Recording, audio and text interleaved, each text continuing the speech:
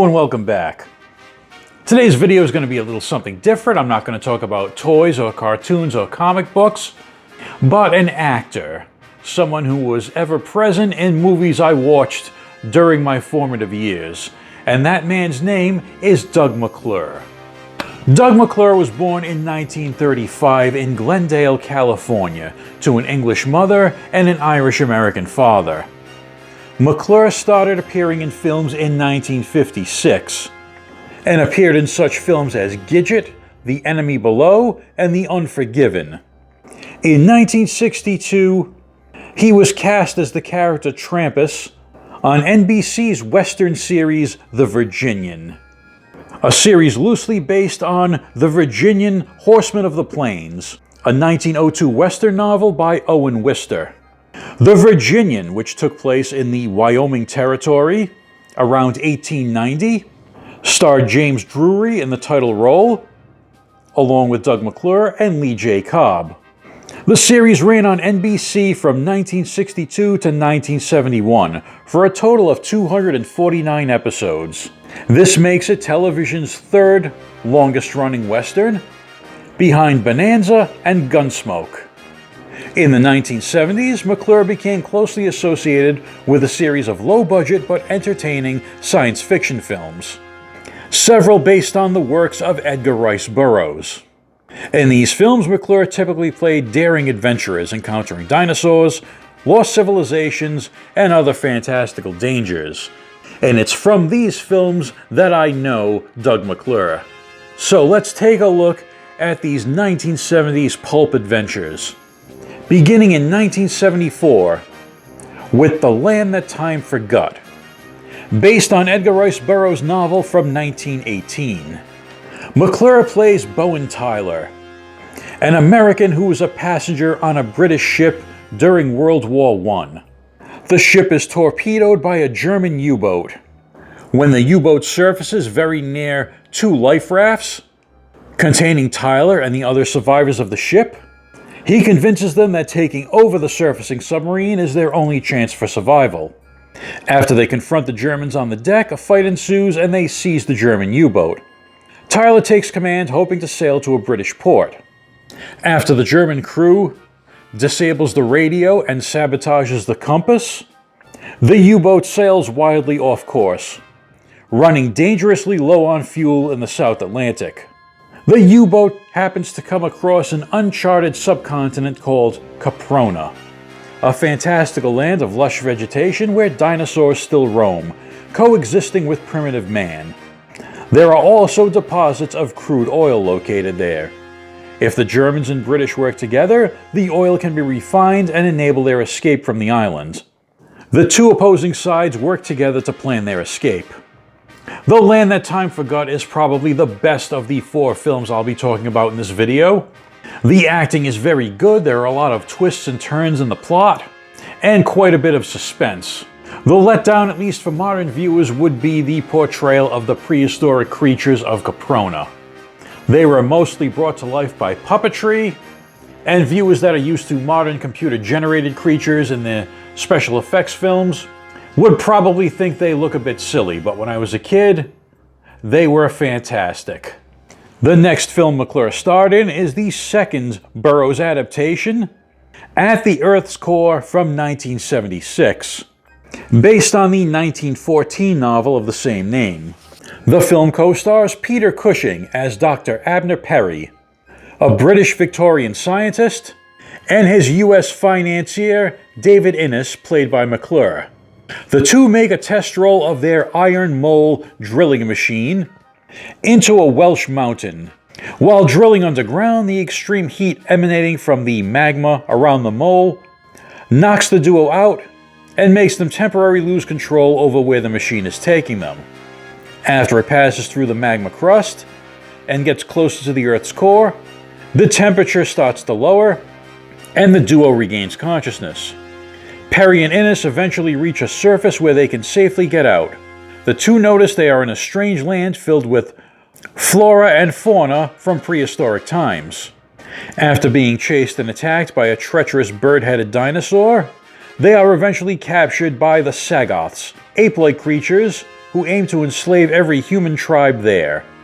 The Sagoths themselves are ruled by a species of telepathic flying reptiles called the Mahars. At the Earth's Core is a much more fantastical adventure than The Land That Time Forgot. That film was somewhat grounded in reality, taking place on a World War I U-boat, but the Iron Mole in At the Earth's Core puts us squarely in steampunk sci-fi territory. McClure and Peter Cushing make an enjoyable pair to watch, McClure being the dashing hero, and Cushing playing the absent-minded professor-type character. In this film, the creatures are mostly brought to life by suitmation, i.e. actors in monster suits. Rather than attempting to make them look like real dinosaurs like in The Land That Time Forgot, the creatures in At the Earth's Core are a bit more fantastical and fantasy-based. At the Earth's Core is a very enjoyable watch and has a much more upbeat ending than The Land That Time Forgot. Our next film is from 1977, and it is The People That Time Forgot. Based on Edgar Rice Burroughs' novel from 1963, this is a direct sequel to The Land That Time Forgot. The main star of this film is actually not Doug McClure, but actor Patrick Wayne, who plays Ben McBride, the best friend of Bo and Tyler, McClure's character from the first film. McBride is leading an expedition to Caprona to search for his lost friend. McBride's expedition party includes the paleontologist Norfolk, gunner and mechanic Hogan, and photographer Lady Charlotte Cunningham, played by Sarah Douglas, who played Ursa in the Christopher Reeve Superman films. The party take a plane into Caprona, but are forced down by a giant pterodactyl. Once they're on the ground, they begin their search for Tyler and find themselves in a world populated by primitive warriors and prehistoric creatures. Doug McClure's Bo and Tyler does not appear until about 2/3 of the way into the film. But this film does conclude the story of his character. The People That Time Forgot is a downgrade from the first film. The situations aren't as exciting, the characters aren't as interesting, and the dinosaurs aren't really as prevalent as they were in the original. But if you're into cheesy creature features from that era, it is worth a watch. The final film we'll talk about in this video is Warlords of Atlantis from 1978. This is the only film that's not an Edgar Rice Burroughs adaptation, but an original story. At the beginning of the 20th century, British archaeologist Professor Aiken and his son Charles have hired Captain Daniels and his ship, the Texas Rose, to take them to sea. The pair plan to use a diving bell designed by engineer Greg Collinson, played by Doug McClure, to search for proof of the lost city of Atlantis. On their first dive, Charles and Greg are attacked by a reptilian sea monster, but they are able to escape and discover a solid gold statue that they return to the ship. When the statue is hoisted up, the ship's deckhands hatch a scheme to steal the gold. While in the midst of their nefarious deeds, a giant octopus, known as the Sentinel, is sent by the inhabitants of Atlantis to attack the ship. The ship's crew, along with Greg and Charles, are captured and taken into a cavern beneath the ocean floor, into the lost city of Atlantis.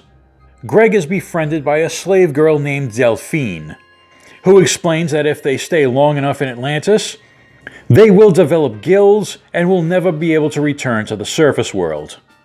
One of the ship's deckhands, Fenn, is played by John Ratzenberger in one of his earliest film roles. Ratzenberger would go on to feature as Cliff Clavin in the sitcom Cheers, as well as roles in just about every Pixar film. All four of Doug McClure's pulp adventure films have two things in common. The first is that McClure was paired with beautiful leading ladies in each of the films. Susan Penhaligon as Lisa Clayton in The Land That Time Forgot, Caroline Munro as Princess Dia in At the Earth's Core, Dana Gillespie as Azure in The People That Time Forgot, and Leah Brody as Delphine in Warlords of Atlantis.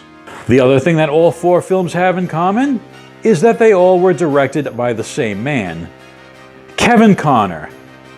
McClure's dependable screen presence and knack for playing adventurous, resourceful characters made him an ideal fit for Conner's imaginative, effects-driven productions. Their repeated collaborations helped define the tone of these cult classic films. Later in his career, McClure continued to appear in television guest roles, films, and television movies, often leaning into his established image as a seasoned, dependable hero. Though he never became a major A-list star, his steady body of work and memorable performances earned him a lasting place in classic TV and cult sci-fi cinema. If you're a fan of The Simpsons and the name McClure sounds familiar, it should. Doug McClure, along with another actor, Troy Donahue, served as the inspiration for the name and certain character aspects of the character of Troy McClure. Mike Reese, an executive producer of The Simpsons, said that Doug McClure's daughter informed him that Doug was a big fan of The Simpsons. She said that while watching an episode, Doug saw the character Troy McClure and said, "Are they making fun of me?" Doug said that he thought the parody was funny and that his daughters would call him Troy McClure behind his back as a joke. In 1994, McClure was awarded a star on the Hollywood Walk of Fame. At 7065 Hollywood Boulevard, it was unveiled in what would be his final public appearance. On February 5, 1995, McClure died at the very young age of 59 from lung cancer in Sherman Oaks, California. But McClure left behind a memorable body of work, and to this day, his 1970s pulp adventures are some of my favorite films. That's it for my look at the 1970s pulp adventures of Doug McClure. Have any of you seen any of these films? If so, which is your favorite? And if not, does this video give you any interest in taking a look at them? Let me know in the comments. As always, thanks for watching, thank you for your time and attention, and I will see you in the next video.